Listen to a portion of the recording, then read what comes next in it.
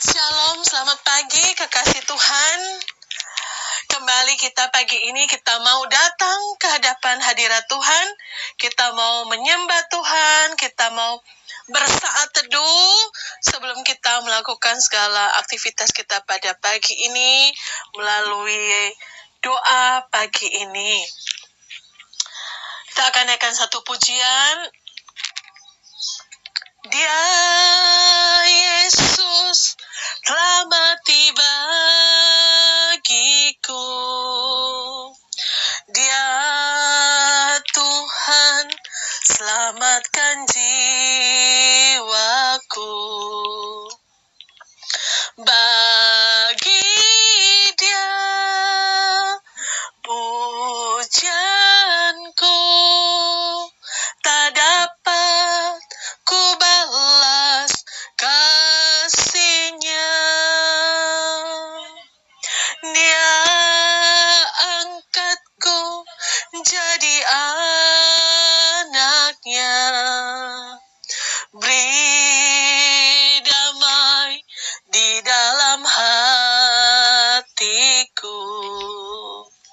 Bagi Dia sembahku,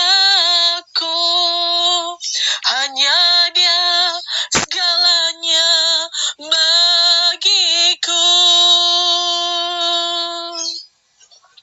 Bagi Dia segala pujian, hormat serta syukur kekal selamanya.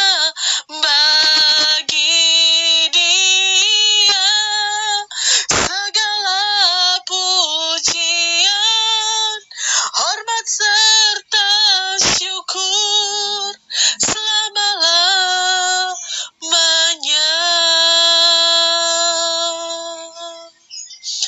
Bagi Dia segala pujian, hormat serta syukur kekal selamanya.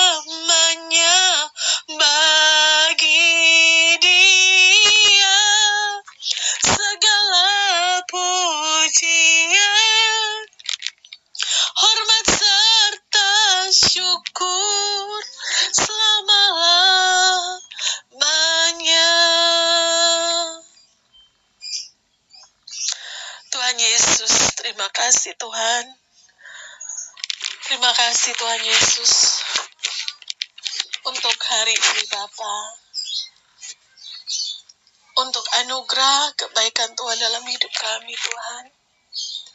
Saat ini Tuhan, berkati kami melalui kebenaran firman-Mu.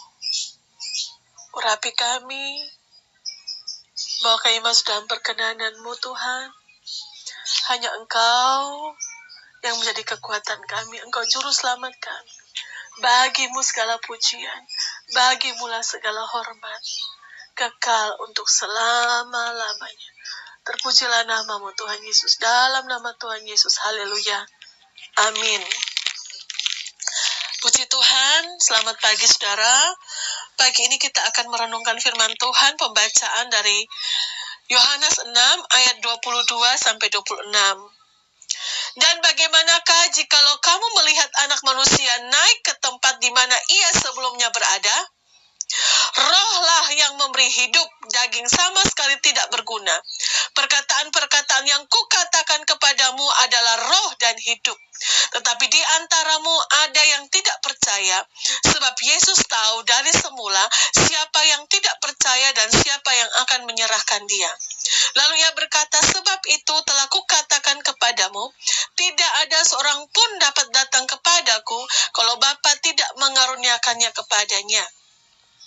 Mulai dari waktu itu banyak murid-muridnya mengundurkan diri dan tidak lagi mengikut Dia. Kekasih-kekasih Tuhan, firman Tuhan yang kita baca, yang Yesus maksudkan adalah kenaikannya ke surga. Sesudah Yesus bangkit dari kematian, kita buka di dalam Lukas 24 ayat 51.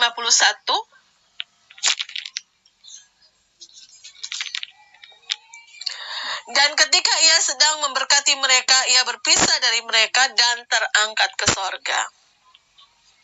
Untuk saat ini, murid-murid belum bisa memahami perkataan-perkataan Tuhan Yesus yang mengandung arti yang dalam dan sulit mereka terima dengan akal mereka. Saudara, kita hanya bisa menerima dan mengerti hal-hal yang bersifat rohani dengan jalan menerimanya dengan iman melalui pertolongan Roh Kudus. Ayat 63 bagian A. Rohlah yang memberi hidup. Harus dimengerti sesuai dengan konteks hubungannya dengan ayat sebelumnya di ayat 62 bagian B. Yesus mengatakan dengan tegas bahwa perkataannya adalah roh dan hidup. Jadi perkataan Tuhan Yesus sungguh suatu hal yang akan menghidupkan kita semua. Yesus adalah firman yang hidup, yaitu di Logos. Yohanes pasal 1 ayat 1 sampai 5. Pada mulanya adalah firman. Firman itu bersama-sama dengan Allah, dan firman itu adalah Allah. Sedangkan Alkitab merupakan firman yang tertulis grafik. 2 Timotius 3 ayat 16. Segala tulisan yang diilhamkan Allah memang bermanfaat untuk mengajar, untuk menyatakan kesalahan, untuk memperbaiki kelakuan, dan untuk mendidik orang dalam kebenaran. Kita akan hidup bila mana kita menuruti apa yang Tuhan firmankan kepada kita. Dalam Matius 4 ayat 4 dikatakan manusia hidup bukan dari roti saja, tetapi dari setiap firman yang keluar dari mulut Allah. Saudara, kita perlu tahu bahwa maksud perkataan Tuhan Yesus adalah di dalam ayat 64 dan 65, bukanlah Allah menentukan bahwa Yudaslah, ya, bukan berarti Allah menentukan bahwa Yudaslah yang akan mengkhianati dan menyerahkan dia. Yudas adalah orang percaya dan sahabat karib Yesus. Ya, kita buka di dalam Mazmur 41. Mazmur 41 ayatnya yang ke-10.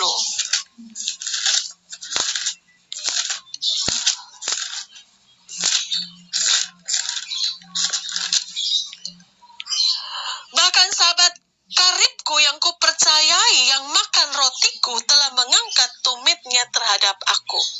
Kita buka di dalam Yohanes 13, ya. Yohanes 13 ayat yang ke-18. Bukan tentang kamu semua, aku berkata, aku tahu siapa yang telah kupilih, tetapi haruslah genap nas ini. Orang yang makan rotiku telah mengangkat tumitnya terhadap aku. Saudara, Yudaslah yang memilih untuk meninggalkan Yesus. Kita buka di dalam Kisah Para Rasul. Kisah Para Rasul pasal yang pertama, ayat yang ke-25.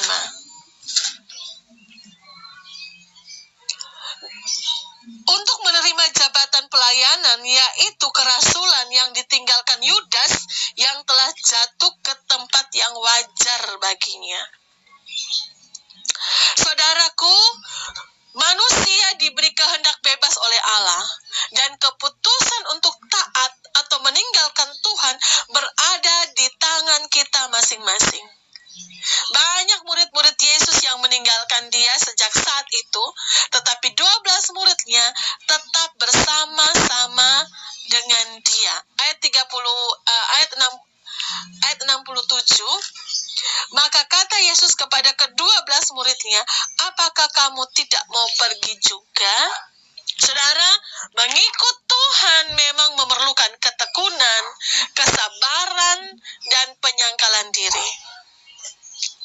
Ada banyak hal mungkin yang belum kita mengerti saat ini, tetapi bukanlah merupakan suatu alasan untuk meninggalkan Yesus.